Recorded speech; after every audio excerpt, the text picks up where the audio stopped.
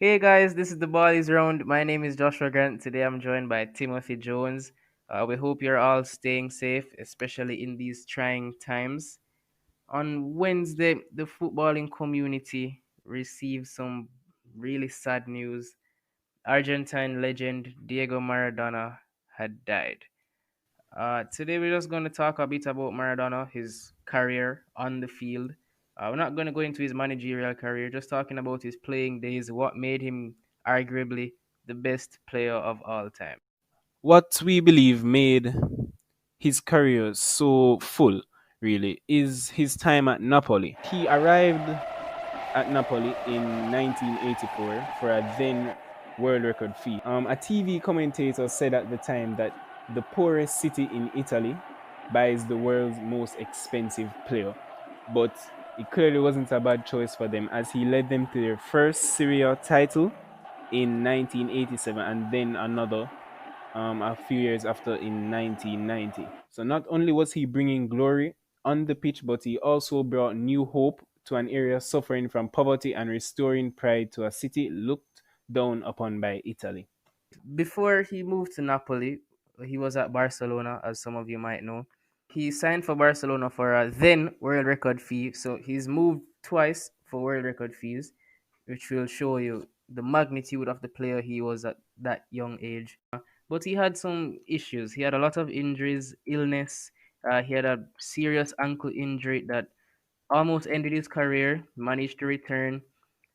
He was involved in some on-field scraps, including one that was witnessed by then King of Spain Juan Carlos.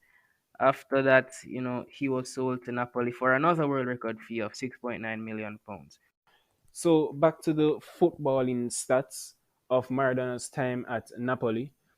They won the title in 1987 and 1990. They were runners up in 1988 and 1989. Coppa Italia 1987, and then they were runner up for Coppa Italia in 1989. They won the UEFA Cup in 1989 and the Italian Super Cup in 1990. So it's quite a bit of achievement in the space of 3 4 years. So we've seen the quality that Maradona brought to the team. If you zoom in on one match specifically, in 1989, in the UEFA Cup Finals versus Stuttgart, he scored a penalty in the 2-1 home victory, and he assisted the winning goal in that match actually, and then went on to assist another goal in the second leg of the finals. So we see his quality there for just that match specifically to bring another title to the club.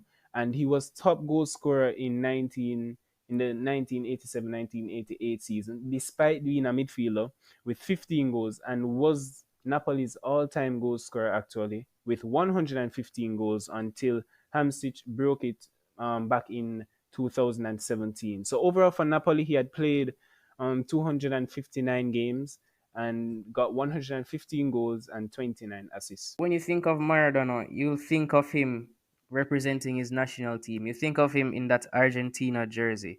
And nothing would be wrong with that because his achievements with the national team were quite extraordinary. We know that he guided them to the 1986 World Cup.